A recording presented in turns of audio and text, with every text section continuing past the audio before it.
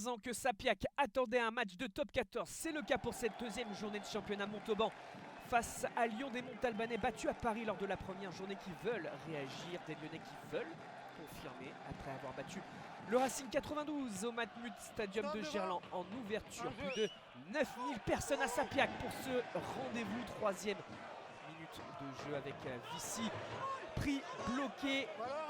Les Lyonnais à l'œuvre sur ce contre-ruck pour récupérer ce ballon. C'est bien relevé, ça circule bien avec les avants notamment, toute la première ligne de Lyon qui fait circuler ce ballon. Et Thomas Moukouro, l'accélération de l'ancien pilier de Vannes à la finition qui marque son premier essai sous ses nouvelles couleurs et le premier essai de ce match. 5-0 pour le Loup.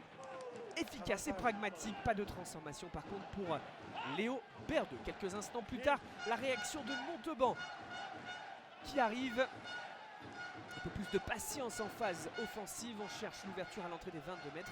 L'ouverture qui ne vient pas. Alors on s'appuie sur qui? Sur l'inévitable Jérôme Bosviel, sur un exercice qu'il affectionne tout particulièrement. Le drop, ça passe. Les premiers points dans ce match de Jérôme Bosviel, l'ancien lyonnais justement, qui double la mise cette fois-ci sur pénalité. 6-5 pour les Montalbanais qui prennent pour la première fois l'avantage. Mais Lyon, dans ce chassé-croisé, repasse devant avec Léo Berdeux. Ça passe cette fois-ci sur coup de pied. Quelques petites fautes donc de part et d'autre.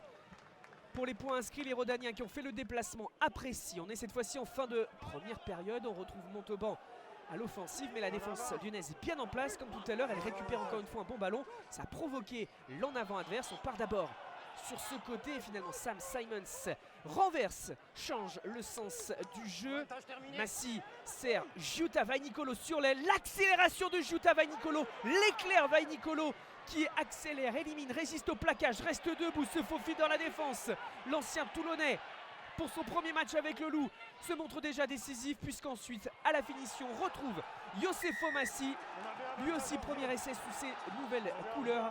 Il peut remercier Giuta Vainicolo qui a été décisif sur cette action. Ça a été transformé par la suite par Paddy Jackson qui a remplacé Berdeux, sorti sur protocole commotion. On a basculé en seconde période. Lyon mène donc 15-6.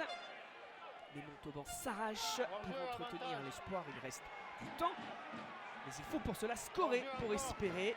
Powell, l'ancien demi de mêlée du Loup, justement, relève ce ballon et trouve JD Jackson en puissance qui résiste à deux voire même 3 Lyonnais et qui marque le deuxième essai des siens.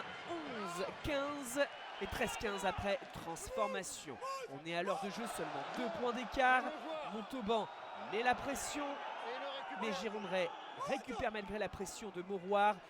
La contre-attaque avec Giuta Vainicolo, l'accélération, il déborde, Rayac, il déborde, Bosviel, et il voit Vici, et il est plus rapide que Vici.